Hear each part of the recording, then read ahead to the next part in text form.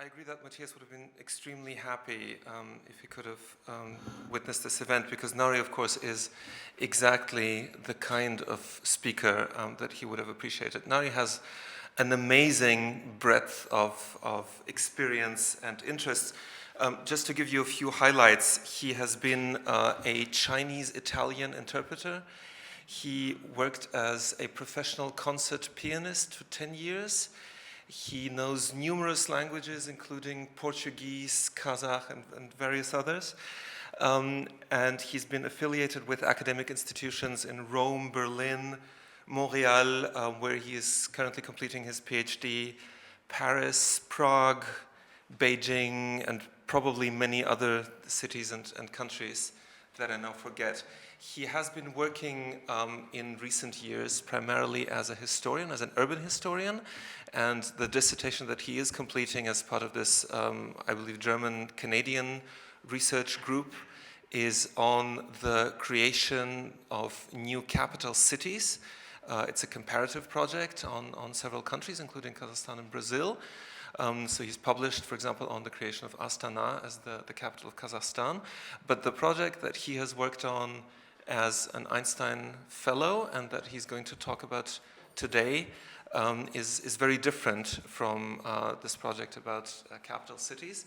He's going to take a look and take us on a journey to explore the significance of opera as a nation-building tool, specifically in the context of Kazakhstan as a Soviet republic and now a post-Soviet independent nation. So I'm extremely curious to hear you, Nari.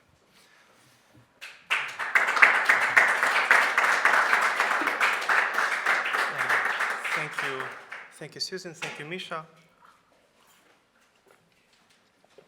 And good evening, everyone. Despite the tragic event, I'm very pleased to be here tonight, and I'm very happy to see you here. When I learned last year that I would have an opportunity to work on the Kazakh opera and introduce it at the Einstein Forum, I felt joy and anxiety at the same time. Joy because someone else, aside from me, would be potentially interested in such an exotic topic. Anxiety because this project is a priori based on a fragile and contradictory intention. The intention to translate music in a broader sense, as art, as performance, as a social practice of listening, into a historical narrative. Some of you might be familiar with a quote attributed to Martin Mull, who said once that writing about music is like dancing about architecture. In a sense, speaking about opera is even more problematic, because opera as art a priori comprises not only music, but also architecture, the visual and scenic arts, literature or poetry, and so on. So to make this talk compelling, I suggest that we discuss opera as a social, cultural, and political process with musical features, rather than analyze any given opera in a narrow musicological sense. What I'm presenting tonight is a new project, as Misha has just pointed out, the preliminary result of recent archival findings, and a first attempt to make sense of them. When one thinks of opera, as a rule, they have a mental image of something European, because opera was a European invention, and a highbrow art with an exaggerated added value, sumptuously decorated, strictly hierarchical, and skillfully coded. The Palais Garnier became a prototype. The Palais Garnier, which you see on the screen, became a prototype, a source of inspiration for many opera theaters, for instance, that were built in the late 19th and early 20th centuries. From Budapest to Cairo, from São Paulo to Hanoi. I don't have enough time, so I won't actually comment on every slide. But if you have questions, please note these questions, and during the Q&A period, I will go back to them. So in Europe, due to gradual political centralization, opera had by the late 19th century evolved into a large-scale state-sponsored Gesamtkunstwerk, a total art which comprised music, opera, music, orchestra, choir, soloists, architecture, and audience. While in the 17th and 18th century, opera making was often a private, seasonal, ad hoc thing, by the late 1800s, it crystallized as a tangible expression of certain collective identities, and as such became a synonym of lavish style, refined audience, and elaborate repertoire. That opera was an elaborate thing didn't mean, however, that it only addressed high-flown or high moral issues. Along with Italian opera seria and what was called Grand Opera in the French tradition, there also was opera buffa and Singspiel in Germany and Austria. For instance, Mozart's Magic Flute is a Singspiel, and the latter addressed comic or everyday life situations. Yet, while plots could be sublime or mundane, opera remained a highly conventional form of art.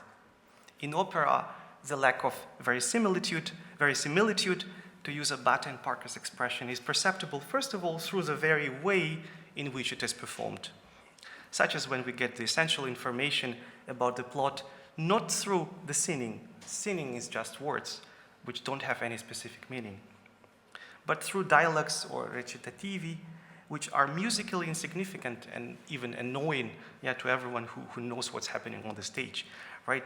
But indispensable to link the musical parts with one another. Often, the lack of verisimilitude is reinforced by a mismatch between a performer, that is how he or she looks in real life, and the operatic character. Many of you might remember late Pavarotti, who by his 60s already reached a very substantial complexion, and when he had to perform, let's say in Puccini's La Bohème, a young lover, that wasn't very convincing.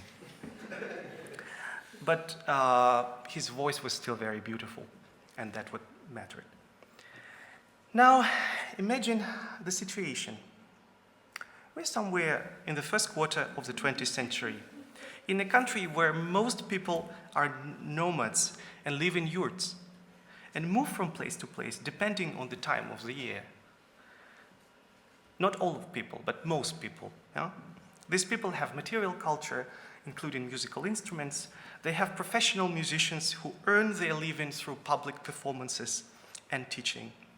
However, while they compose music, they never write it down, in part because they don't accept axiomatically the necessity of writing anything down, not only music. In part because their music is based on improvisation. Although some musical pieces are known, recognizable, and were performed more than once, to be considered a success, a performance mustn't necessarily reproduce the piece. Quite on the contrary. The success of a performance is based on the immediate ability to rethink, re-articulate, reinvent the content of a piece. And those skills are a result of preliminary training and years of apprenticeship, which are transmitted from teachers to pupils directly. It might be useful to recall that improvisation was by no means a specific feature of Kazakh music. As we know, in European music, up until late Baroque, improvisation was an integral part of composition and performance. Even in the 18th and early 19th centuries, improvisation remained part of the act of composing. One might recall, for instance, wonderful Beethoven's cadences for Mozart piano concertos, because Mozart wrote for hammer clavier, while Beethoven composed cadences for piano, and he showed that actually Mozart concertos can be played beautifully and very well on the piano, which was a new instrument.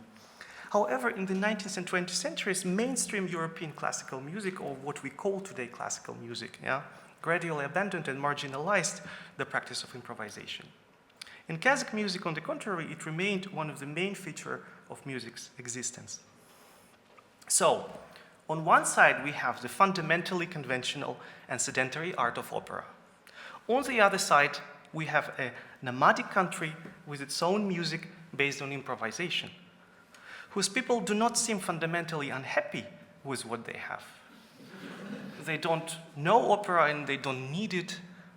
Maybe they would like it, but it remains a very open question until the late 1920s, even early 1930s.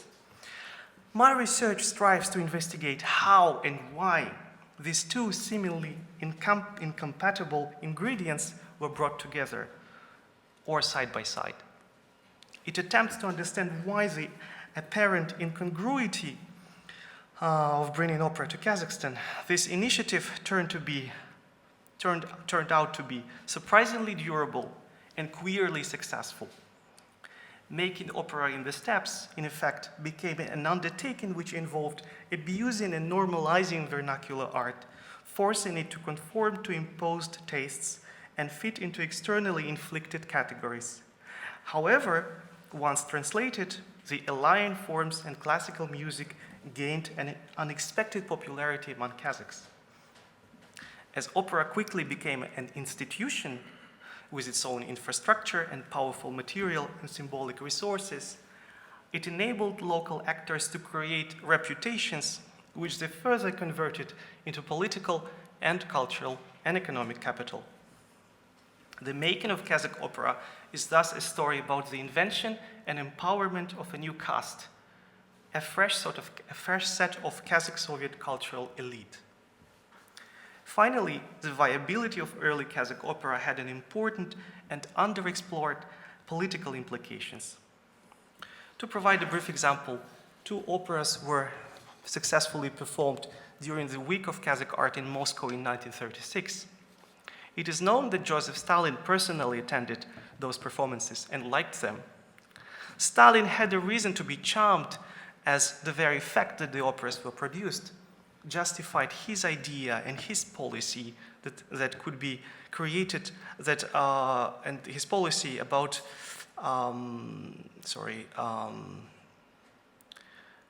that opera and that the national art could be created even in a short period of time, once the conditions for a fruitful cooperation between metropolitan big brother and a local smaller one had been fostered. The week took place in May of 1936, and already in December of the same year, Kazakhstan ceased to be an autonomous republic as part of Russia, and to become a national republic of the USSR, which was a higher status politically. This decision immediately provided more resources and more autonomy to the country. In 1991, when the Soviet Union disintegrated, that decision turned to be pivotal because it transformed Kazakhstan into a sovereign state. Having outlined the contours of this research, I would like to begin with 2 issues which are of key interest to me at this moment. One is technological. Let's call it technological. How was the opera, especially the early opera in Kazakhstan, produced, and who created it? The second question is historical, more or less. Let's call it historical. How did this production evolve since the mid-1930s? There are many ways to approach opera. In this talk, I suggest that we define opera as a political process, as I mentioned, with musical features. And when it's a political process, we should look at both the key protagonists and the dynamics of the activities. The following telegram was sent from a Ukrainian theater of Vinnytsia on the occasion of an early anniversary of Kazakh opera theater in Almaty. Almaty was the capital city of Kazakhstan since 1929. The telegram reads, I'll translate it from Russian. The Kazakh people, quote, the Kazakh people, as other peoples in our socialist motherland, were a half-colonial nation in the past. And as such, they did not have their national culture. Only thanks to the wise policy of our party, thanks to the great Stalin's wise leadership, the Kazakh people created a culture that was national in form and socialist in content, etc., etc., etc. Yeah? Some of you are smiling now, but such discourse was quite typical in the 1930s. From a contemporary point of view, the belief that culture can be created from scratch looks reckless and high-handed.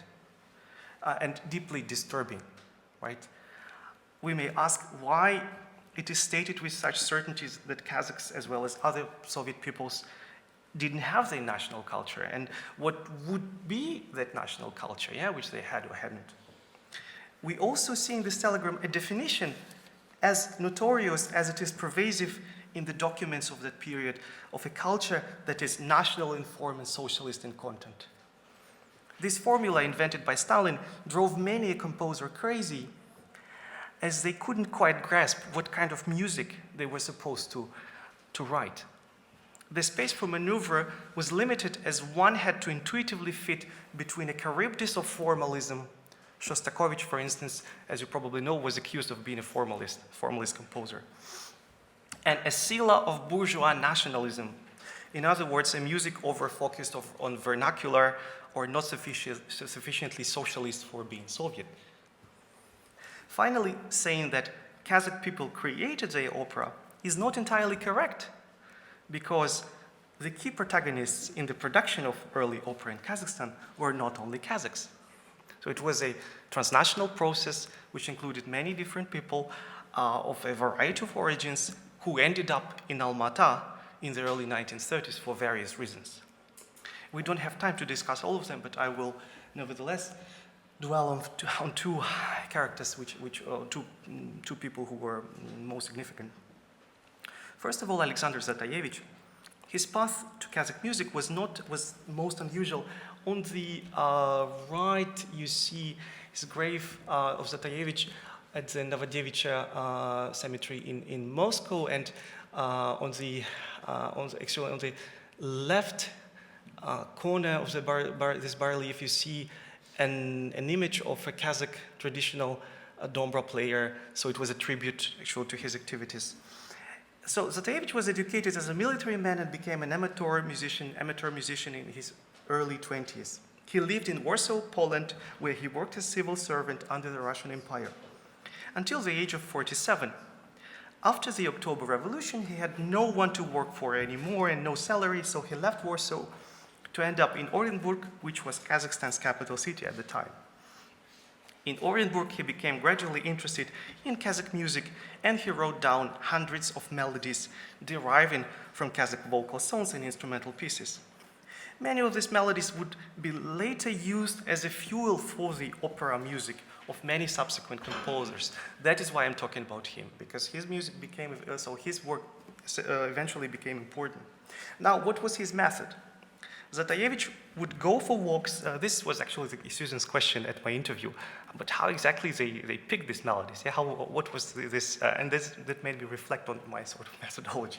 So what was the method? Yeah, Zatayevich would go for walks, sometimes very long, and wrote down what he heard here and there.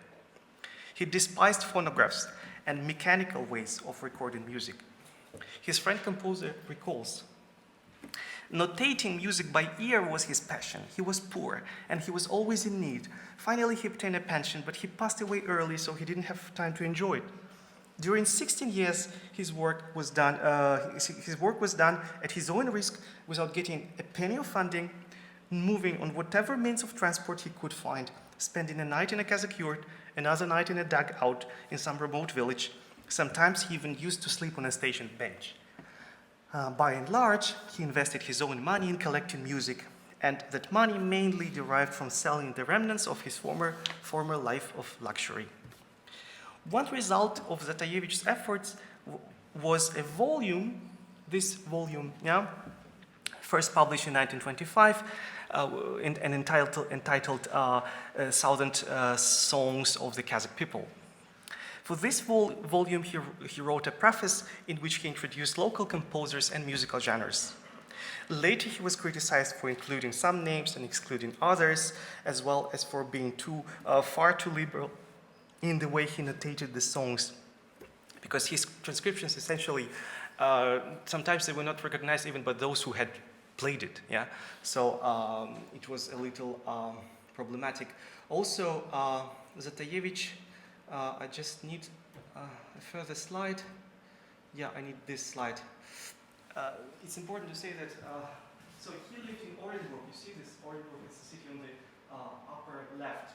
Yeah, and he had access to the territory of Kazakhstan, which was close to that area, yeah? So so he didn't go everywhere. So he was sort of so his work was limited by his geography. Yeah? And then the city where the operatic developments took place was Almaty, yeah? Which was the capital city from 2728 until 98. Just to so that you have it a clear. And now.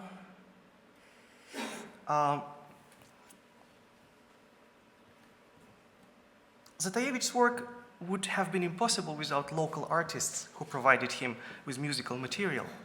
Early Soviet musicology was interested in them, but since the 1950s, they gradually disappeared from the discussion.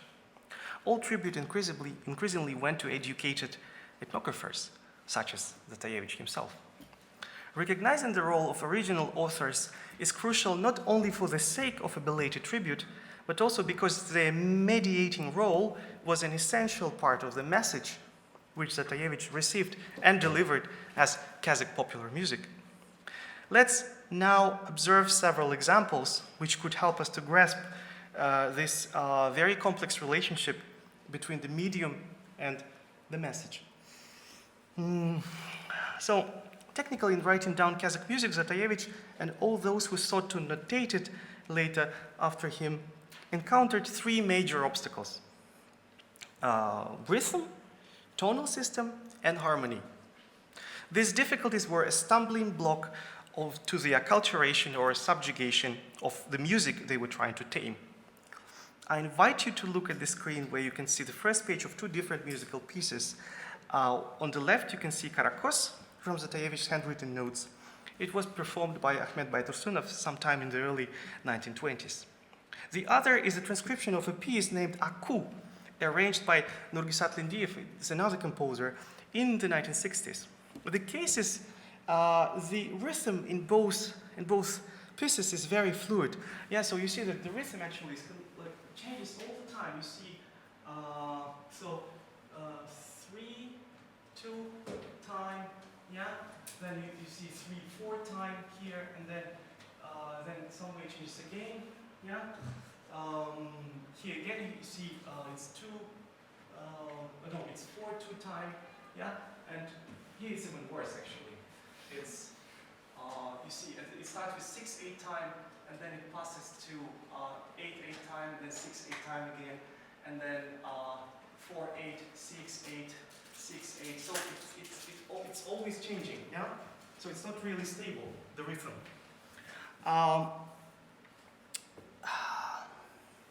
As you see, in both cases, the change in rhythm was grasped by Zatayevich and Lindiyev quite accurately, yeah, with the means which they had in their possession.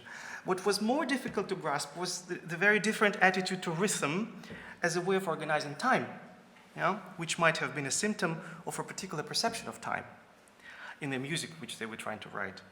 For nomads didn't use time as a structure which enabled to organize their life as did sedentary people. The time perception rather derived from nature, change of date and light, seasonal changes, time necessary for passing from place to place. This, of course, shouldn't be essentialized, yeah, but still. As a consequence, the attitude to rhythm as a fashion of organizing time was way more contemplative and liberal in Kazakh traditional music. The other more painful issue involved the use of the tonal system. To explain this, I'll go quite a bit, a fair bit back in time. Many of you might know this, yeah? It's Well-Tempered Clavier by Johann Sebastian Bach, which consists of 48 preludes and fugues in 12 major and minor keys. But I myself was 10 or 11 when I started to play this preludes and fugues by Bach, but until recently I had never asked myself why this piece actually bears such a strange name. What means actually well-tempered clavier? What does it mean? It means that it's well-tuned, yeah? So well-tempered means well-tuned, yeah? Not badly tuned, but well-tuned.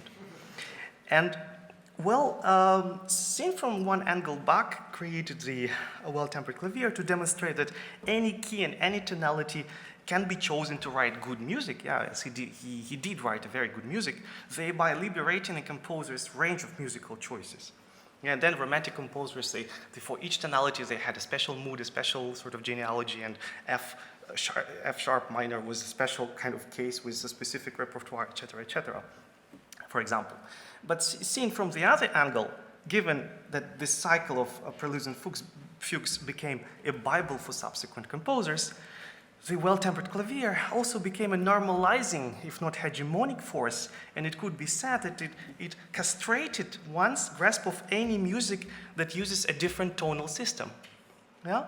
In other words, we came to perceive the tempered system and the distance between tones as natural and inevitable. Because for a contemporary ear, the distance between, C and C sharp is the only one possible, yeah? We don't hear anything between C and C sharp. For us, it doesn't exist. It's like 60 seconds per minute. It's like 7 days a week, yeah? There are no 8 days a week, yeah? But maybe, I don't know, 10,000 years ago, there was 10 days a week or whatever. So we feel that it's natural, but it's not natural at all, and it's not inevitable. And Kazakh oral music and in the traditional instruments, the the standard half tone can be split in 2 parts, in 3 parts easily. Yeah, and there is an instrument. This instrument is particularly good for this. It's called kobus. This instrument can do marvelous things in splitting the tones in I don't know how many parts. Yeah? And it has a very particular. It sounds in a very particular way.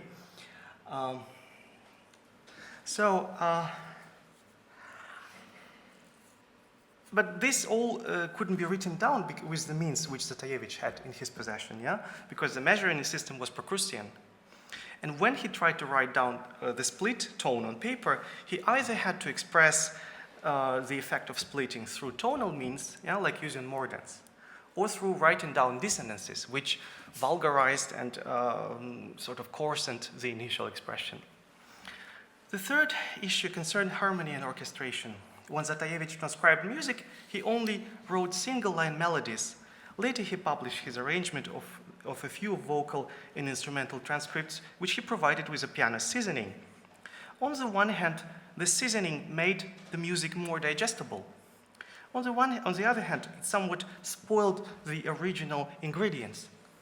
The music underwent a development and became accessible for anyone who could play it on piano, but it also lost its originality and became part of a second-rate pseudo-19th century romantic repertoire, which could compete with neither contemporary music, which forayed into expressionism, into deconstruction, and other interesting things, nor with the genuine 19th century repertoire. Yeah? And of course, there remains a disturbing sort of afterthought or aftertaste that why about this kind of positivist hubris, why a melody should necessarily be harmonized or orchestrated, yeah, to become or to be a real music. Yeah? Because why? So now when we know a little bit about the technology, let's talk about the opera, and in particular how the first Kazakh opera was created and who its protagonists were. The composer to whom this first opera is attributed was Yevgeny Brusilovsky, who arrived in Kazakhstan in 1933. Unlike Zatayevich, who collected melodies as a hobby, Brusilovsky was a recent graduate of the Leningrad Conservatory, one of the top institutions in the Soviet Union, top musical institutions. He was invited to Kazakhstan specifically to work as a professional composer. By 1933, a musical theater already existed in Almaty, but no opera had been staged. In the summer of 1934, Temirbek Zhurgenev, who was Kazakhstan's Minister of Culture, invited Brusilovsky and Kurmanbek Jandarbekov, the director of the theater, to his office and urged them to create the first brand new Kazakh national opera. Soon, a group of singers, along with Brusilovsky himself, got together at a mountain resort near Almaty and began to work on a new opera. The work consisted in a collective musical brainstorming. The members of the troupe would sing the Kazakh songs they knew, play music and have fun, while Brusilovsky measured the vocal range and studied Zatayevich's work, Zatayevich's songs, and other written records of Kazakh music. After that, they all discussed what kind of songs would better fit the plot and what kind of voice would be an appropriate match for a given character type. And they picked the songs that would be the most suitable to each performer, not vice versa. Yeah, not vice versa. So it was a sort of menu à la carte, yeah, not a genuine sort of process of composing by the composer himself. After several weeks of such exercises, in late August of 1934, the troupe and Brusilovsky left the resort with the key sketches for a lyric dramatic opera, Kız-Jibek. The plot was a variation on the theme of Romeo and Juliet with a Kazakh flavor.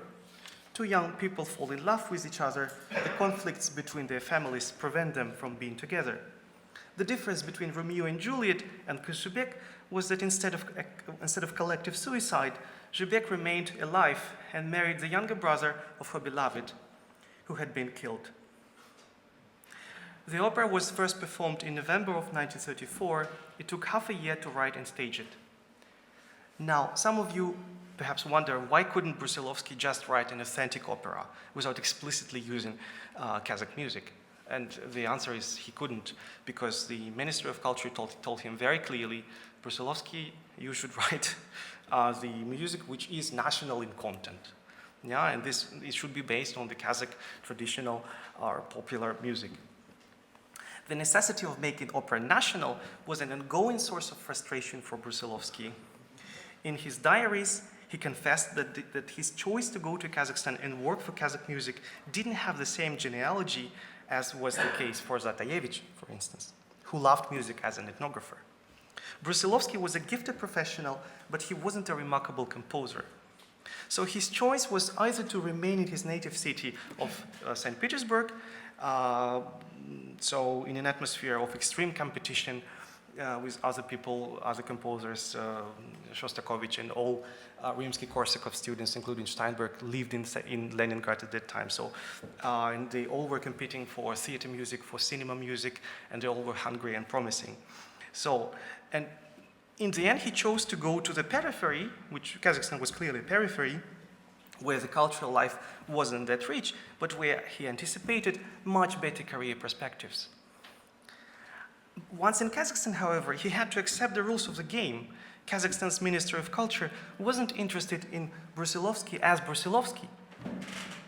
Rather, he became an instrument of cultural laundering, that is, the transformation of precious yet lowbrow people's music into a performable and acceptable highbrow art.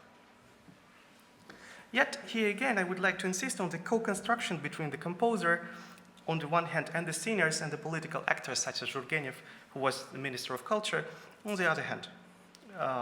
There were two key trends in historiography which discussed the creation of early Kazakh operas. One insisted on the importance of the role of early composers.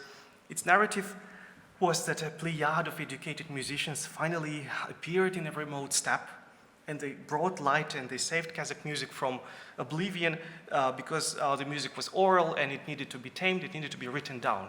You know? The other narrative, the other approach, on the contrary, disempowered the agency of the composer after the event. It said that the composer only used people's melodies and that all forms of tribute should really go to the people, and that a composer was just a skilled medium. So these two approaches inconclusively struggled with each other since the 1940s, but in the end, none of them paid enough attention to the co-construction between the composer as instrument, performers as mediators, and people's music as content. You know? The first presentation of Kız-Jibek took place in November of 1934, and it was a moderate success. The theater was half empty. For the Kazakh audience, opera was a new thing. People didn't really know if it was worth seeing it. non-Kazakhs were not necessarily interested in a performance with a local name. Nevertheless, neither Brusilovsky nor anyone else gave up their efforts. Already by 1935, they were preparing a new opera called Zhalbyr. While Kuzhubek was a lyrical performance, Zhalbyr filled a lacuna in the heroic revolutionary repertoire. Its plot told the story of the riot which had happened during the First World War, when Kazakhs were forced to join the Tsarist army. Interestingly, when Zhalbyr was performed for the first time, it was a real success, but later it gradually disappeared from the stage. Kuzhubek, on the contrary, is still staged today, despite a mildly chilling premiere. 1936 was a fundamental year for both Kazakh opera and Kazakh politics. That year, Moscow hosted the Days of Kazakh National Culture. The format was quite new. Before Kazakhstan, only Ukraine had been invited to show its culture in the Soviet metropolis. In the years to come, the Days of National Cultures became an active instrument and a mirror of Stalinist cultural policies. Today, we perceive those policies as homogeneous and systemic tools of shaping the Soviet culture. Yet in 1936, those policies were constantly adjusted and reinvented. In fact, the Days of National Cultures were an ideal platform for encouragement and critique. The top-down intention was to demonstrate that the construction of cultures, national in content and socialist in form, according to Stalin's prescription, was not only possible, but could also become successful. Local artists, assisted by imperial journeymen, were able to perform and produce genuine art, liberated from colonial oppression, under the wise guidance of the party, obviously. As for the colonial side, the approval from the center was a powerful source of legitimation and directly influenced the material success and career of Kazakh artists. Bad performances could entail future oblivion. Good performances promised decorations and material gains. After the success of Kazakh Week in 1936, Kulash Baysaitova, the prima donna of the opera troupe, was invited to join Stalin at the presidium table during the final banquet. After a triumphal return to Almaty, Baysaitova became the USSR's people's artist. Yeah? It deserves maybe pointing out that the same year, Stanislavski he received the same decoration. Yeah? And with all my respect to Kulash Baysaitova, these two figures were not of the same caliber. Yeah, it's like Stanislavski, who created a theatrical school, and Kulash Baysaitova, who she was an amazing soprano. Yeah, but she was just at the beginning of her career. Yeah, in 1936. So,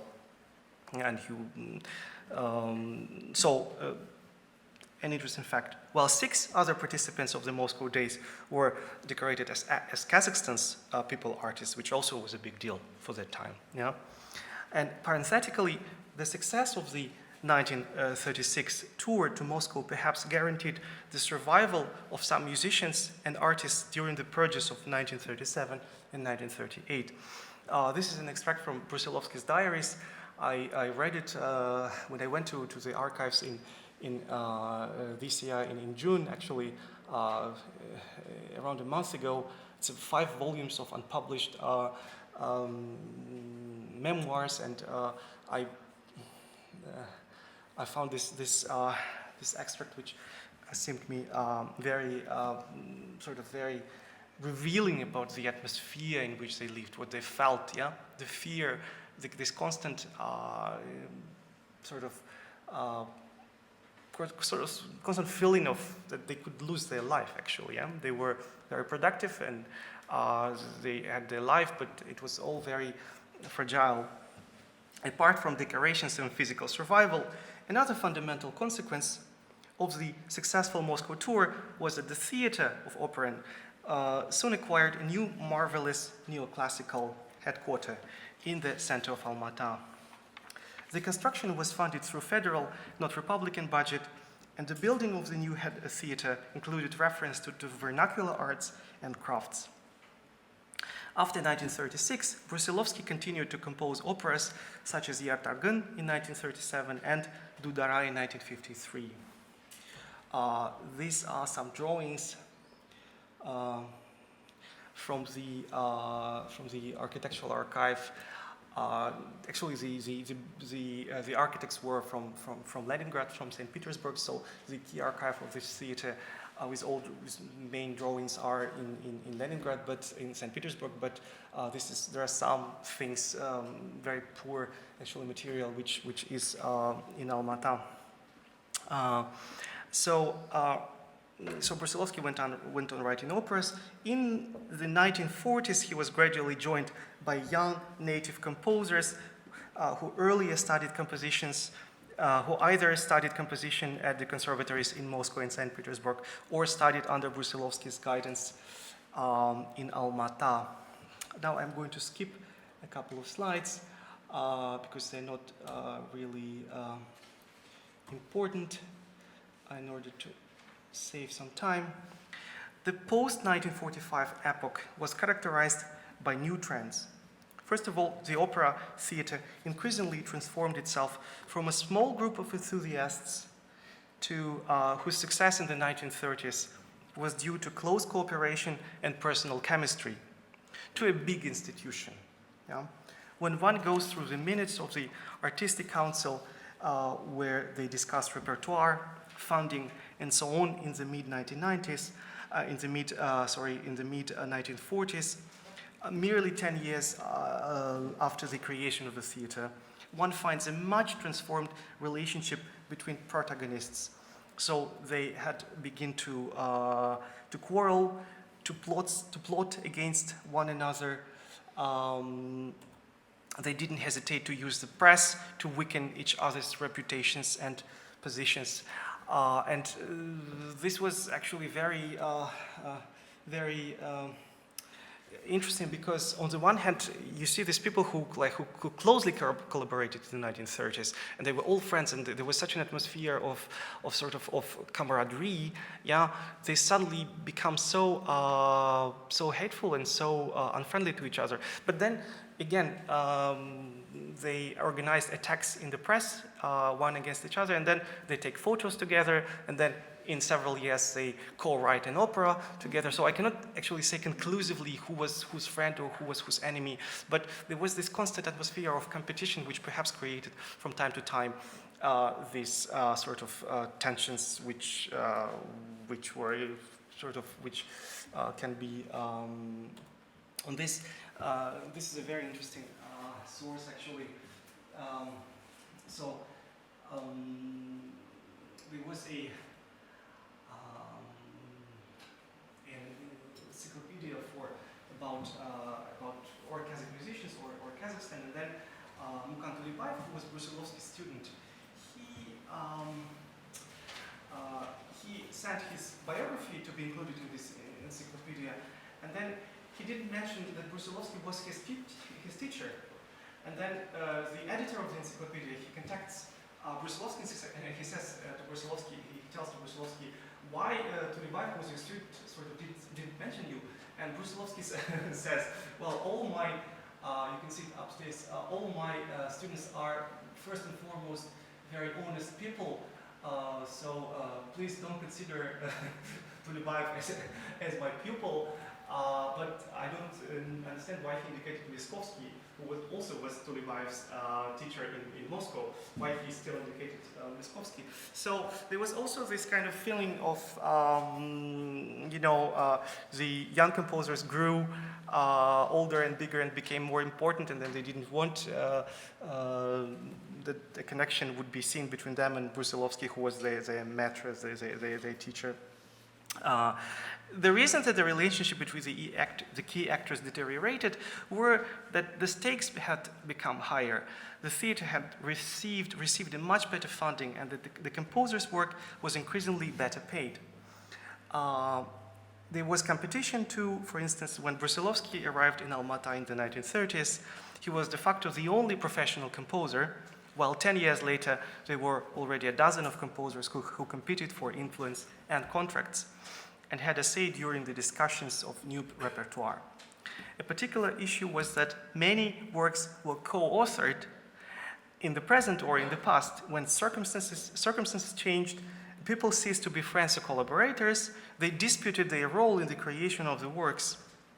For instance, Birjan and Sara, the opera, a highly successful opera and a very professional one, is formally attributed to Mukan Tulibayev, who was Brusilovsky's pupil.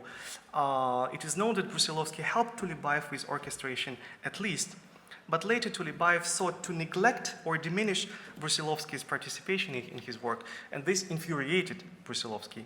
However, Brusilovsky also intrigued against other composers, and so it was a very never-ending story. Another long-term trend was the increasing role of the opera theater as an educational tool. Since the late 1940s, cultural politics in Kazakhstan encouraged theaters to tour as much as they could. Touring aimed to bring cultural enlightenment to peripheral cities and towns which didn't possess theaters, not to say opera. It is interesting to observe in that period how Almaty, which only 10-15 years ago was described as a desperately provincial operatic city, now positioned itself as a kind of trendsetter and enlightener for the rest of Kazakhstan. The last trend which is worth mentioning and which became increasingly visible since the mid-1950s was the gradual internationalization of repertoire and of approaches to opera in general. In Stalinist times, opera was conceived as an active instrument of nation building, and it had a very specific role with respect to constructing Kazakhs, Kazakh identity through operatic means. But since Khrushchev, since mid-1950s, opera evolved into a tool which enabled one to demonstrate the identity of the Soviet people as a more or less homogeneous group. The members of this group had their own specific ethnic origins, but the ideals and the current zeitgeist of making the socialist dream a reality was more important than the ethnic taxonomies of the past. Put in practice, when it came to opera writing, this meant that a demand crystallized for non-Kazakhs and non-classical Western opera to be included into the repertoire. So Uyghur and Georgian operas were staged in Almaty. In the early 1960s, such as this one, for instance, in the early 1960s, Vladimir Mesman wrote a libretto for an opera about space travel to Mars, in which 3 Soviet astronauts go to Mars and one of them brings a girlfriend back from Mars. But he also had a girlfriend on Earth, so there would be a love triangle. This opera didn't end up getting performed, but the plot mirrored, hopefully or unfortunately, I don't know, but fortunately or unfortunately, but the plot mirrored very clearly the spirit of the 1960s, when all Soviet people were excited about going into space, etc. So overall, opera reflected major political and social trends in the late 1950s and 1960s. This was a totally different story compared to the mid-1930s, when opera had to be realistic and national in content. There were operas about the Virgin Lands campaign, various achievements of the Soviet people and their more modernist aspirations, things we used to label as Soviet internationalism. The operas which were written and staged between 1953 and 1971 are totally forgotten now. Some deservedly, some maybe not. By and large, not all of them are totally a disaster in my view. There might be a potential to revive them and stage them today. Of course, one needs to totally rework and the way they would be staged, cut some things, reinvent other things, translate them for a contemporary viewer. In Berlin, we regularly see how contemporary the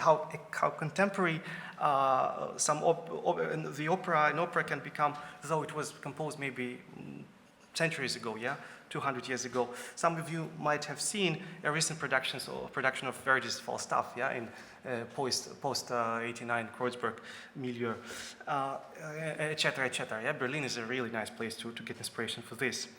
As for Kazakh post-war opera, unfortunately, it's more convenient now to forget about it or dismiss it, today's political climate in Kazakhstan is far more suitable for operas that stage the instinctive appeal of a banal nationalism, and hence Stalin epoch operas are more politically in demand at this moment in history.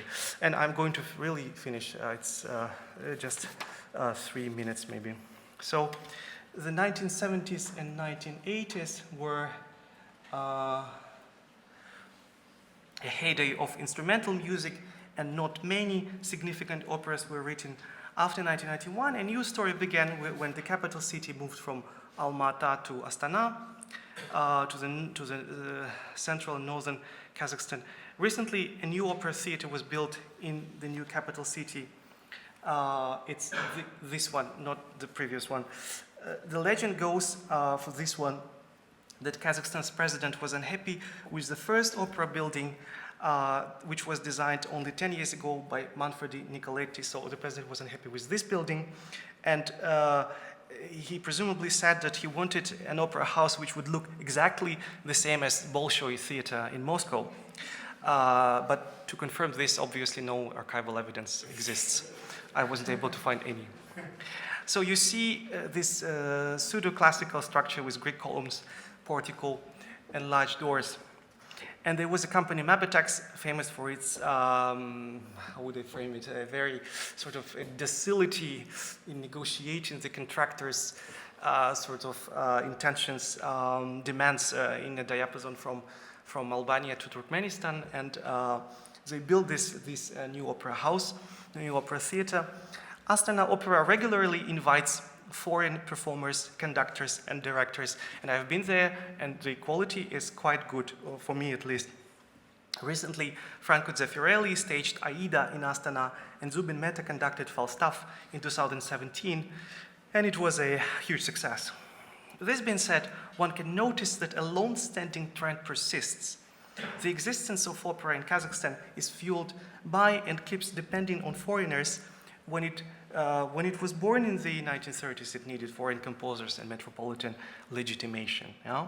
In the 21st century, a former colonial dependence on Moscow is being softly but steadily replaced by a neoliberal dependence on Western professionals disguised as fashion or good taste. From an instrument of colonialism, opera in Kazakhstan gradually evolved into a manifestation of a double coloniality. This critique shouldn't be misunderstood. I'm not calling for an autarkic production of opera, because opera is a transnational phenomenon, as we know. It can't be nationalized. It can't be produced by kind of a single country, and this cannot be reversed, yeah, because it is as such. It's a historical development. Rather, I question why the energy and efforts should always be canalized into an attempt to catch up with things, instead of using external forms to problematize and reflect on the own self. And there you have it, a brief history of Kazakh opera. Thank you for listening.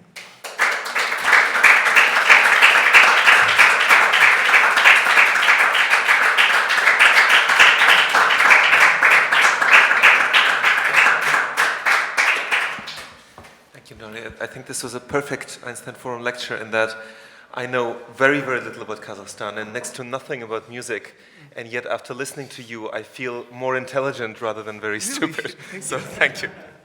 Please, the floor is open. I'm glad.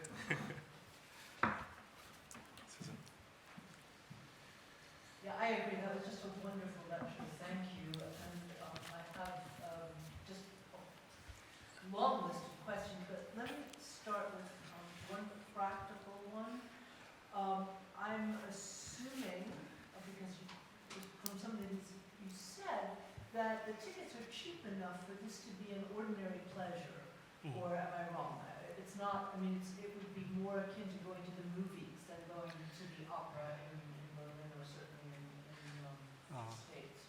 Well, there is a number of Kazakh people here among the audience, so perhaps they could tell you. Well, for me, it's what would it be like? I don't know, 10 euros. Yeah, you could go to opera, 10, 20 euros. So it's like the movies. It's not like it would be like. It's not like Cirque du Soleil. It's more like movies. Yes. Okay.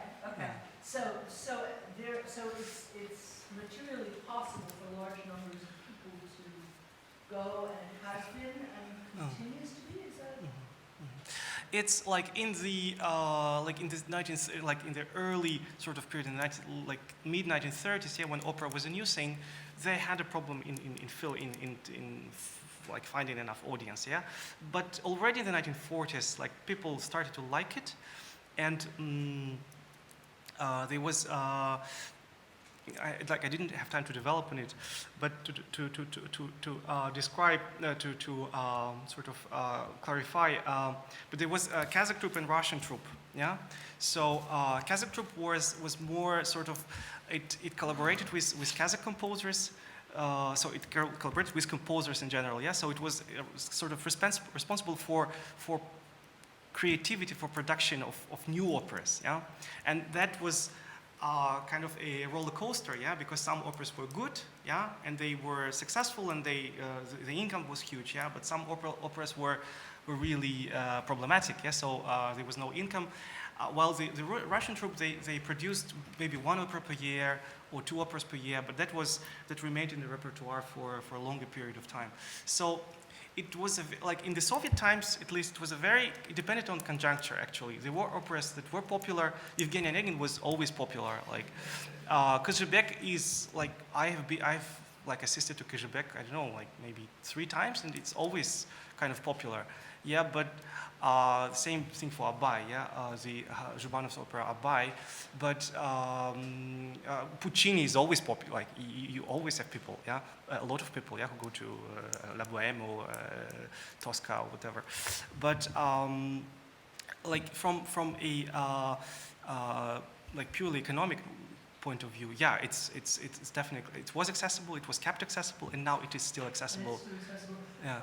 So, I have 10 questions. I won't ask all of them, don't worry. You mentioned something about Georgian opera and Uyghur opera playing there, and I just wondered, was a similar process taking place across the Soviet Union, that there was a policy of trying to create local, opera using local music? This was in every one of the Soviet republics. Yes, so definitely, yeah. But and they were composers from Metropolitan, yeah, from Moscow and St. Petersburg, who was sent, like Freda Glier. There were several names, and then the guy worked 2 years in Kyrgyzstan. Then he went to Azerbaijan, and they were sort of touring and creating national operas for the places which didn't have national composers, yeah. But that was a phenomenon of 1930s, 1940s mostly, yeah. Later, the music became professionalized, so there were enough composers in local, yeah. But it was based on local music in every case? Yes, mainly yes. In some cases, there were exceptions, yeah. Exceptions were possible, but you had to be Shostakovich. I mean, not Shostakovich, yeah, because Shostakovich wasn't a national composer, yeah. But you had to be very sort of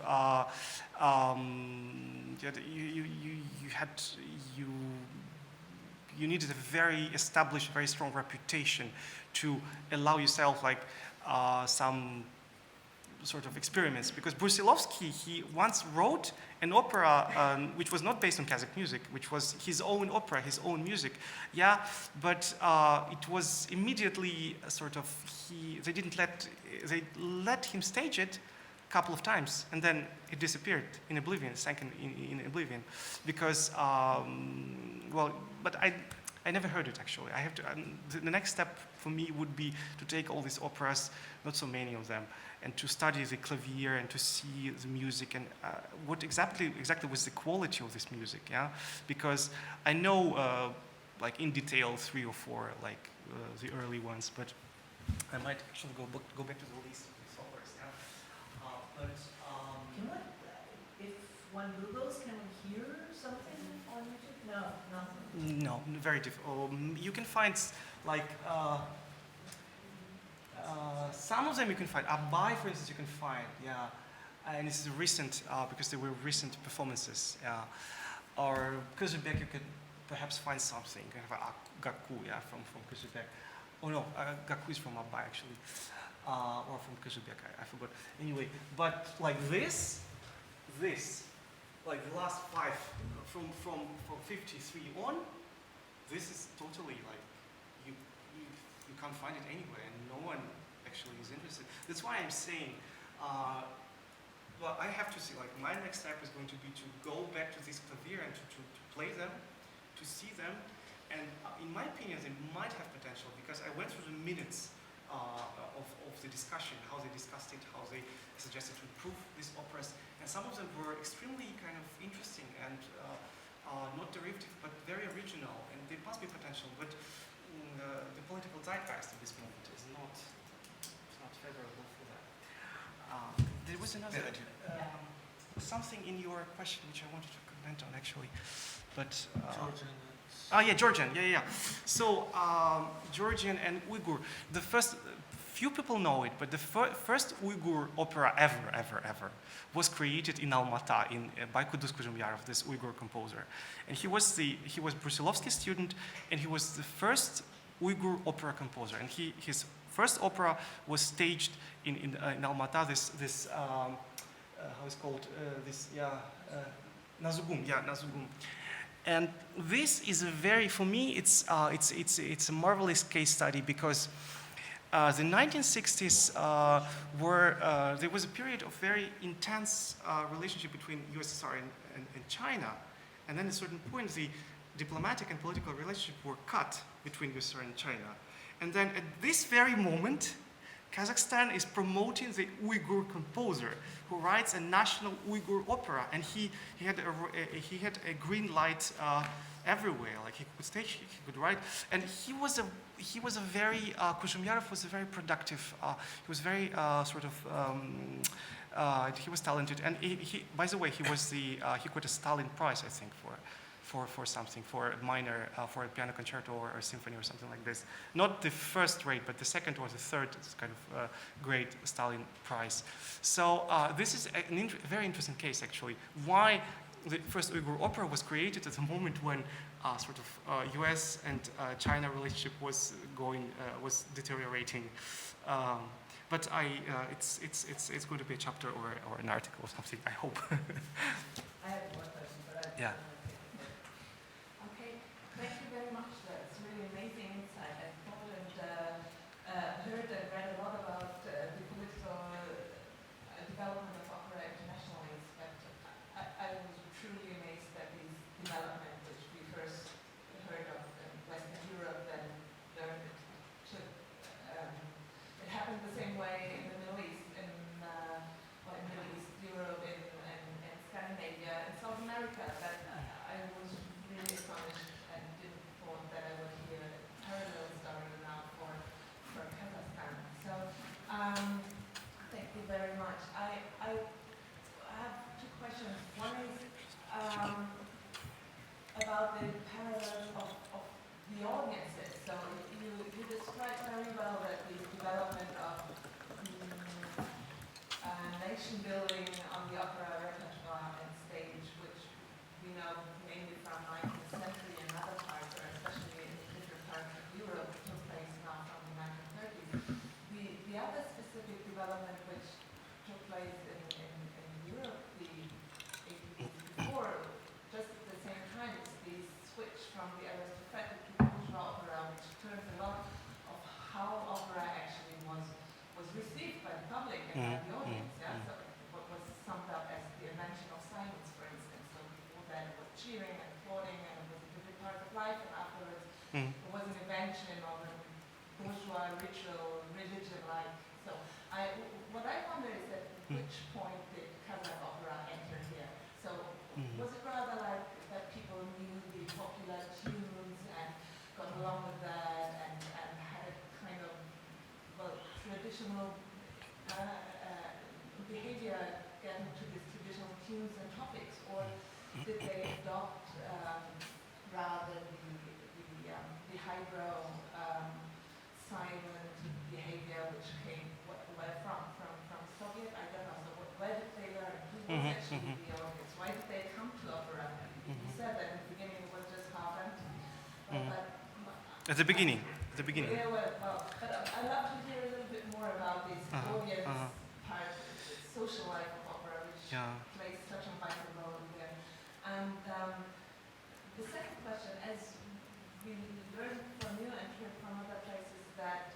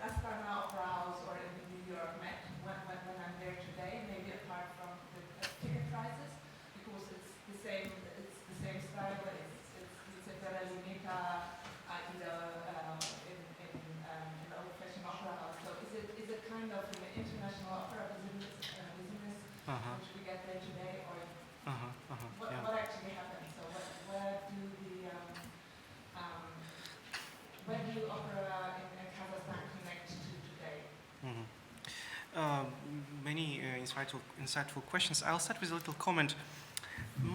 Actually, when I submitted a proposal last year, when I started to dig, sort of work on this topic, because my initial hypothesis was that Kazakh opera was actually very similar to, as you said, to Central European, Eastern European opera, yeah? Because in Central Europe and Eastern Europe, the making of opera was a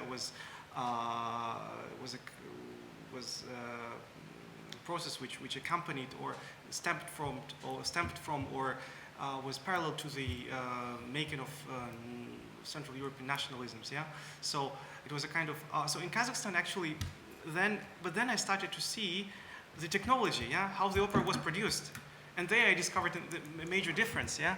Because when Dvorak or Smetana were writing the operas, they sat at home, they had an offer, and they had a piano and everything, and then they said, okay, I'm going to compose this opera, and they were more or less autonomous. Of course, they had this order, they had contractors, yeah, but they were much more autonomous than early Kazakh composers, like Brussilowski, yeah? Because Brussilowski he had a political order, and then he also couldn't choose one soprano or the other soprano, or he wasn't like free. He had only these musicians and only this theater and only this sort of milieu, and he had to incorporate the Kazakh traditional or Kazakh people's music. So it was not the same kind of process, although the intention was similar. This is one thing, and this what I discovered sort of strada facendo. Yeah, because you really have to see how it is when it's fabricated, what really happens inside. This is one question. Then kind of what is sort of the business model of the opera now? Yeah, your last question. What Astana Opera is doing now is it tries to actually to become as well to adopt this model of sort of Western, Midwestern and Western operas like I don't know, like what could be the example? Yeah, maybe like Matt. Yeah, so they invest a lot of money in some performances like Aida.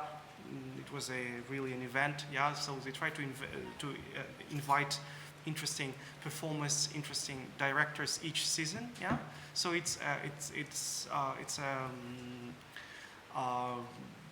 but to what extent it is a commercial success, I cannot say, because I know that a lot of money was invested when the opera was created, and the salaries are pretty good.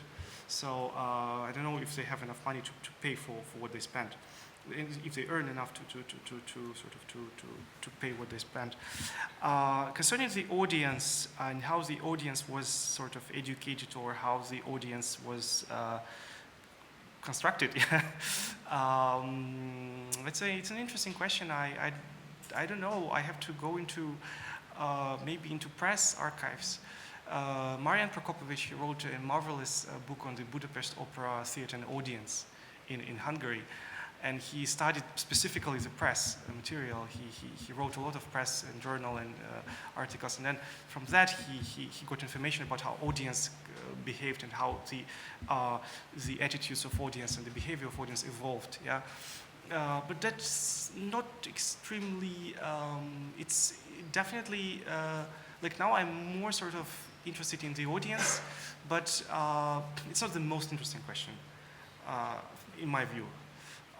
Because audience would, especially like in the 20th century, they would, in Almaty, it was a capital city, it was quite a cultured city.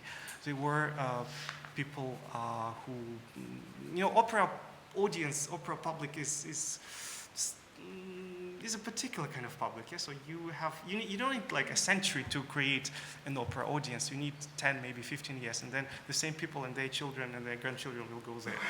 Opera is it's an elite thing, right? Maybe I'm mistaken. I wish it were different, actually. I see many other hands.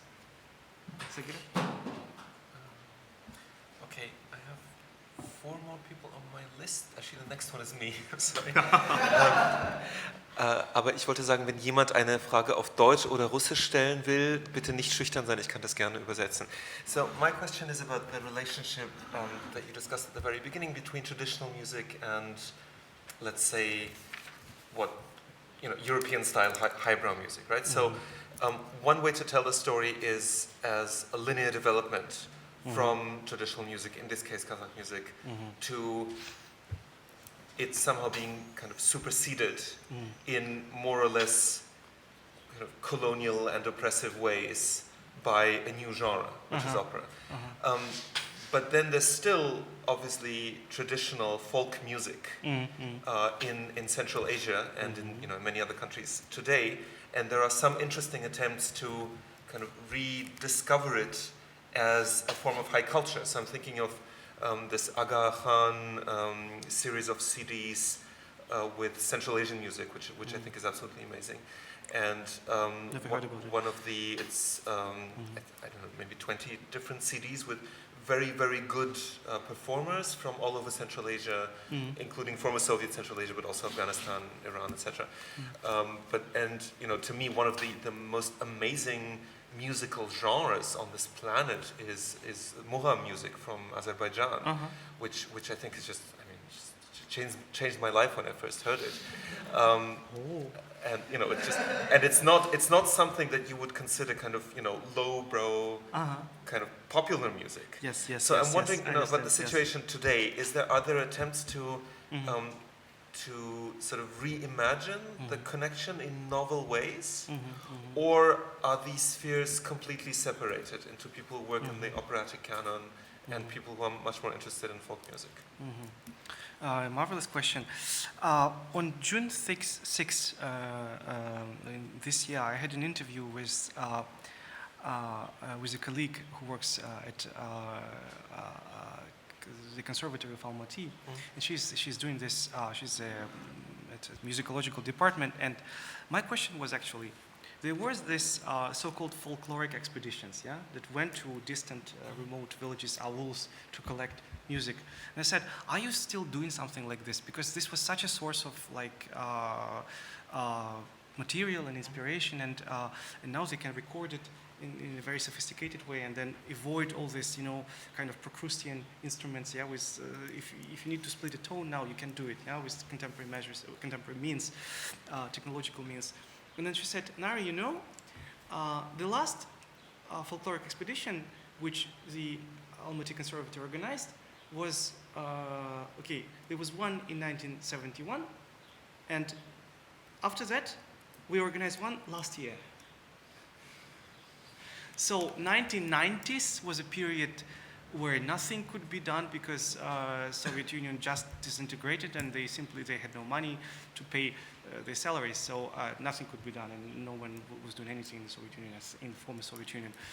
Later, they slowly, each side by side, they began to do it. In Kazakhstan, they're now trying to kind of go and rediscover. But she also told me that they are now sort of processing I hope these political changes in the conservatory are not going to disrupt this process, by the way, but because the leadership has changed. The director was dismissed a couple of weeks ago. But they are now processing the last year's expedition, and she said, what this colleague told me, she said that we thought that we would discover nothing, and that no one is interested in no one is doing this people's music because Kazakh music, because there is pop and there is many other things, and it's all lost and gone and dead. But she said no, but there are. It exists, and people are singing, and people are doing this kind of music, and so it is promising on one side. Concerning the other question, sort of what classical composers, what professional musicians are doing, how they sort of use this heritage, Do they try to reinvent it? Do they try to reincorporate it in their pieces? I definitely know that I think there was an opera written in this century in Kazakhstan, but to what extent it used this popular music, I cannot say, because I'm not familiar. I'm now looking more into to the 1930s, 40s, 50s, and now it's not relevant anymore, because in a way, because now you have to sell it now. It's market. It's neoliberal situation. You can use this folklore as a means of for capitalists, sort of with capitalist intentions. Yeah, because it is folklore. It's something original. It's new. It's Kazakh, so you can sell it better. Yeah, but you don't need to dig it to please the Minister of Culture. So this change should be, I think, reframed and thought in terms of the shifting paradigm of the economy and the sort of the what I mean, and then we should see what happens in the field, but it's definitely. It needs to be thought. I didn't really spend time on this, and I don't know the situation with. I don't know any sort of. I have to establish connection with the contemporary composers, if there are any. No, there are. I know that there are. Thank you for your lecture. I've got a more, let's say, technical question. So you were talking more about the issue like composing these operas, staging them in the opera house in Almaty or elsewhere in the USSR. My question is, did they produce these operas also in the studio, like from Melodia? Are they LPs? Like, for example, if I go to a flea market in Almaty, am I going to find some of these things on LP or stuff like this? Or was there even a market for this sort of operas in the USSR? You mean did they record it? Yeah. Yeah.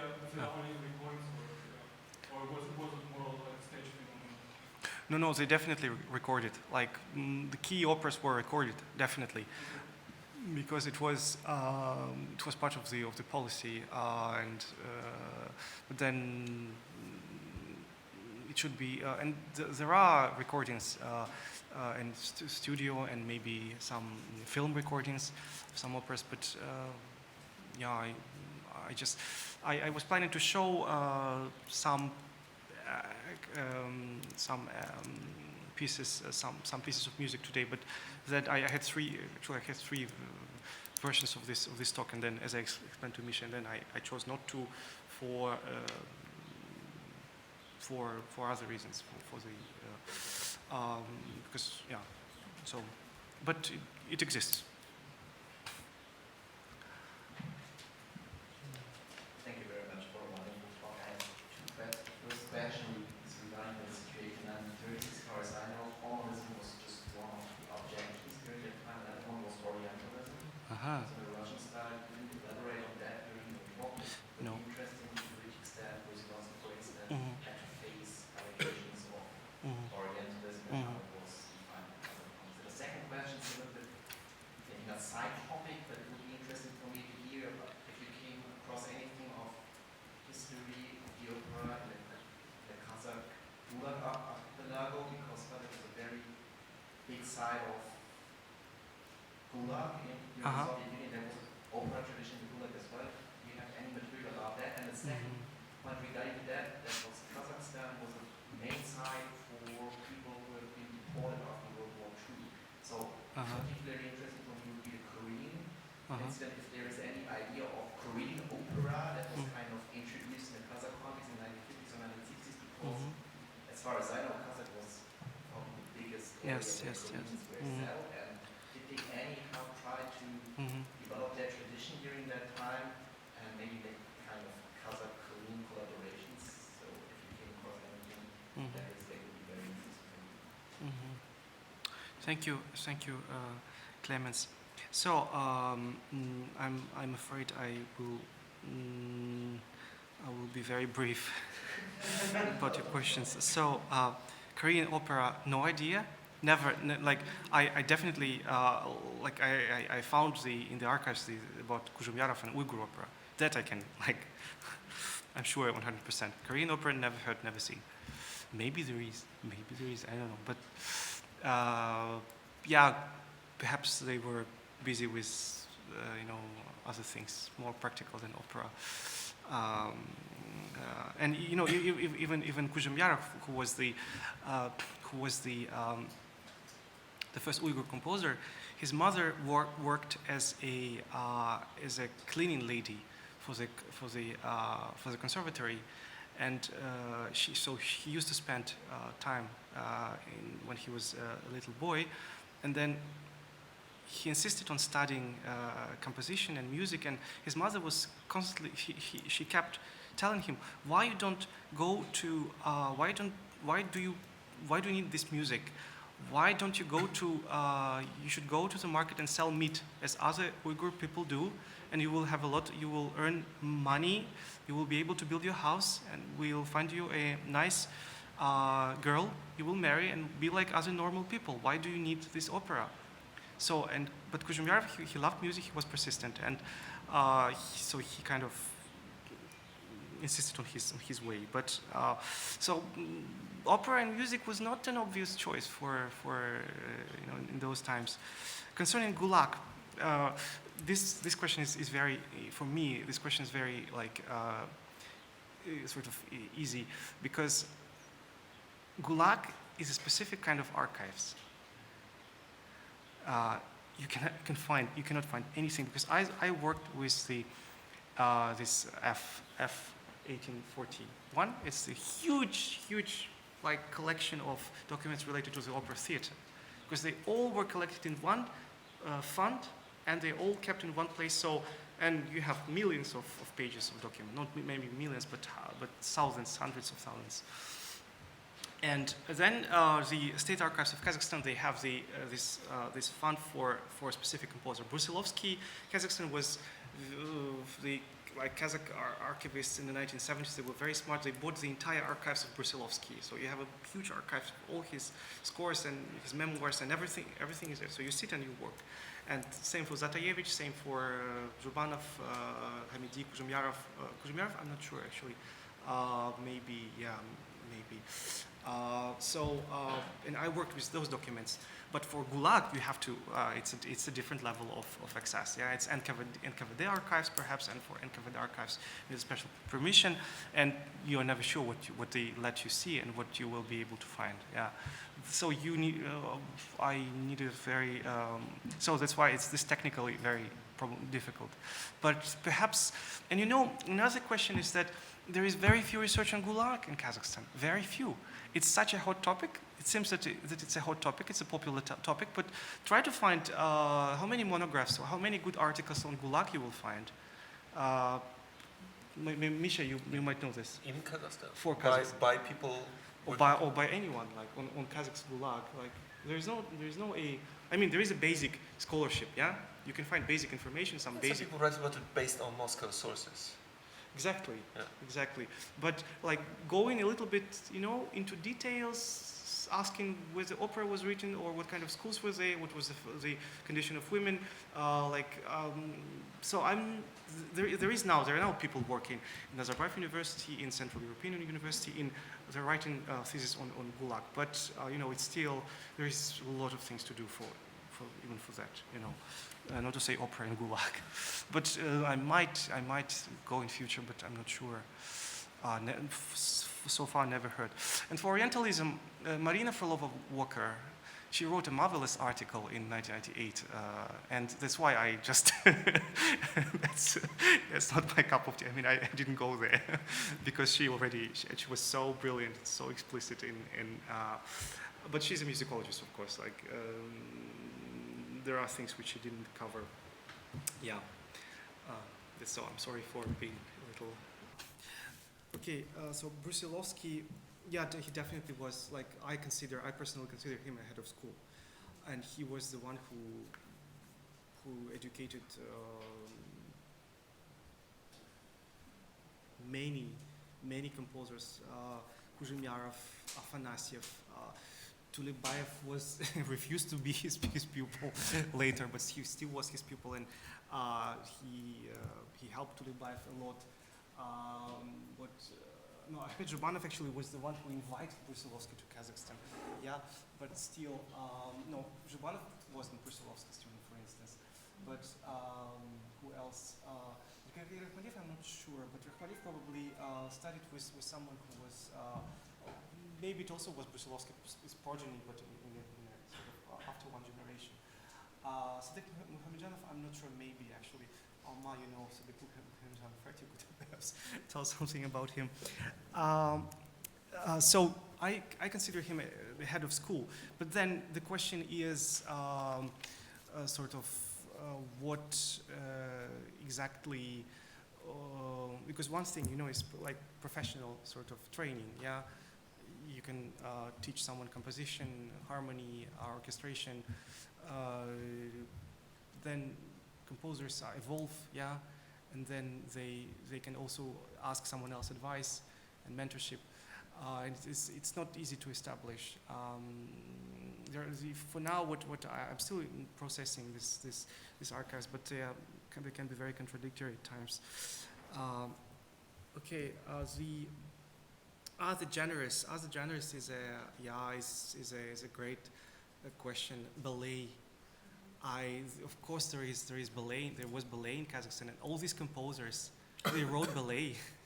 But I didn't have physical time to, because my issue is opera, and I talked about opera. I cut everything related to ballet, for instance. But it also was a great topic, and there was in some minutes in the late 1930s, someone said, okay, why Kazakhs can stage opera and they are so good opera, but they are so desperately bad in ballet. They cannot do ballet.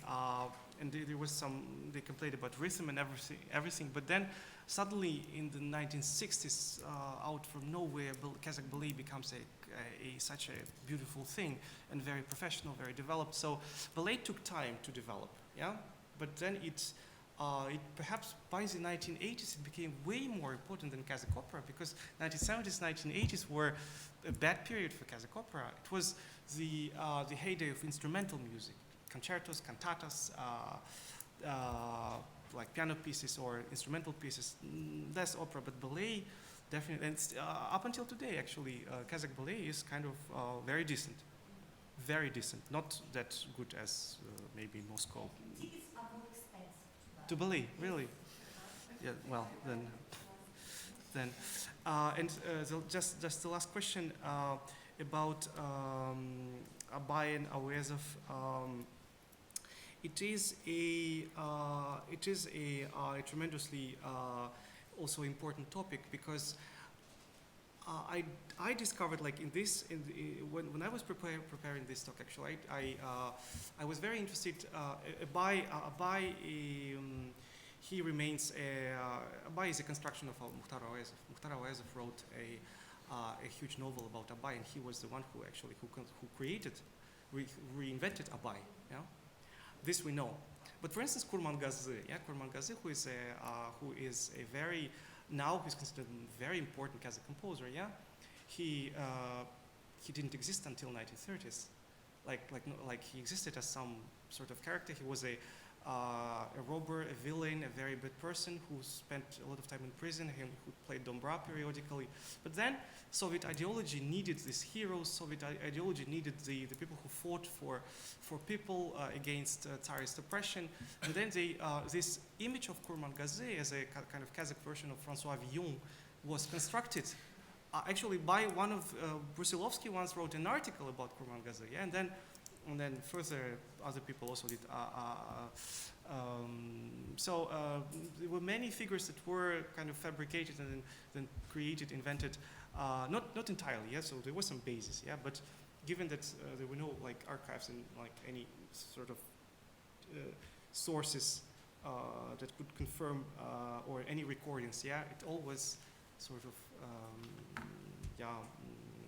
constructed, created. Yeah, but there is much to think.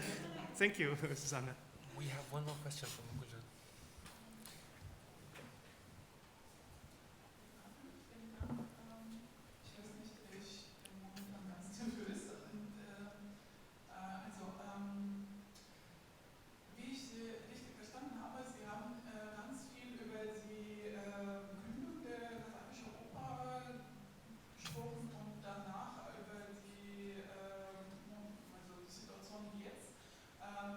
Haben Sie nachgeschaut, wie das mit der Sprache der Oper ausgesehen hat? Welche Sprache war vorzüglich, Russisch oder Kasachisch? Mhm. Und wie es das jetzt aussieht?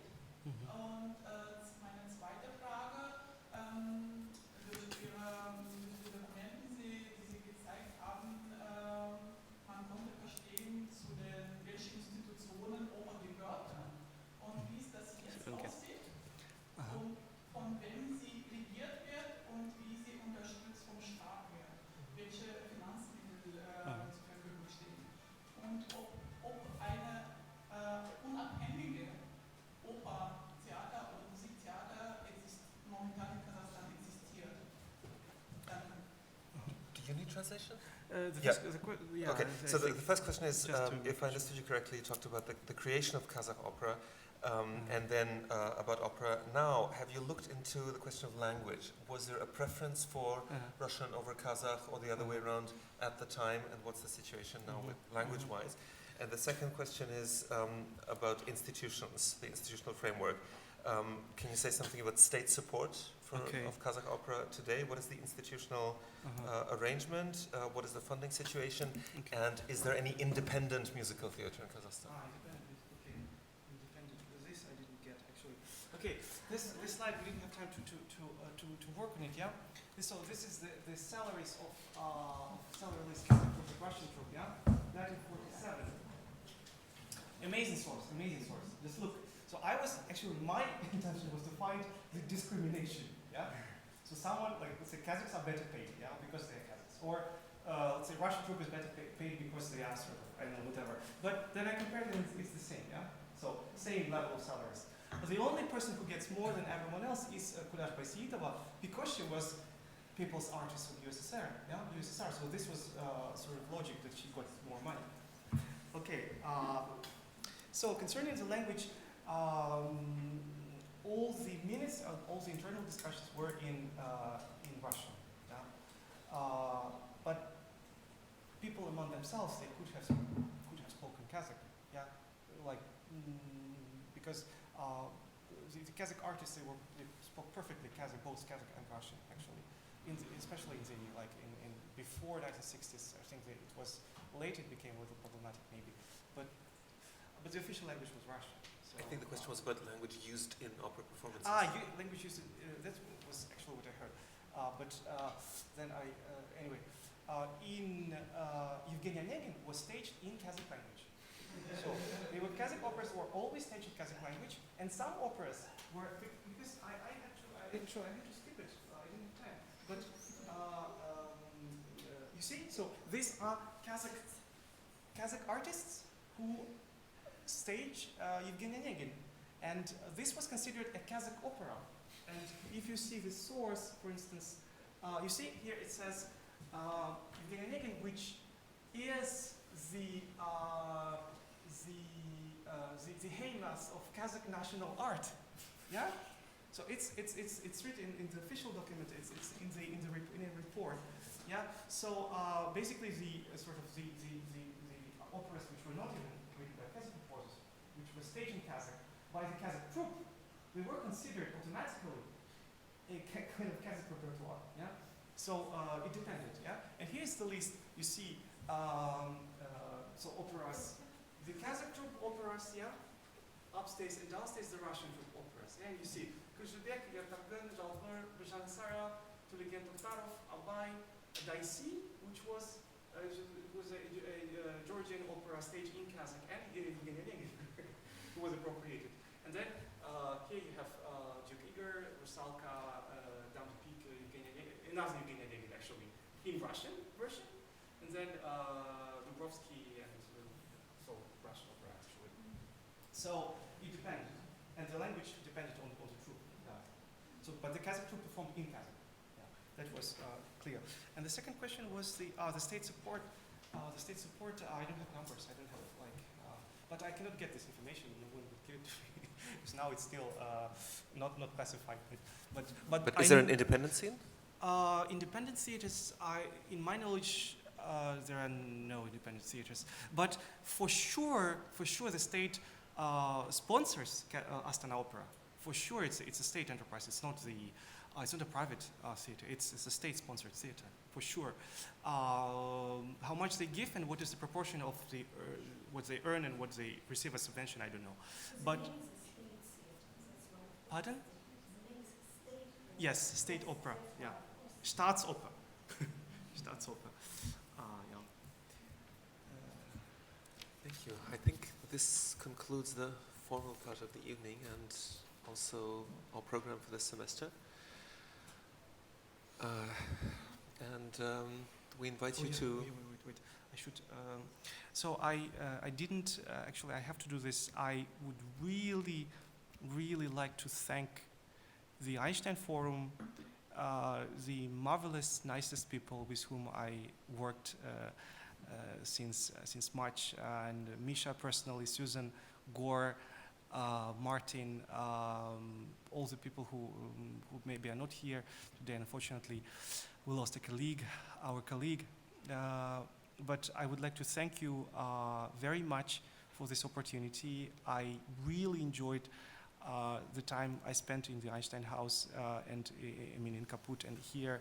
The program was outstanding and was intellectually very stimulating. And the fact that such an institution exists, it's very, I think it's very encouraging for young scholars like myself, because I had an opportunity to work on a project which is so marginal, which is so exotic, and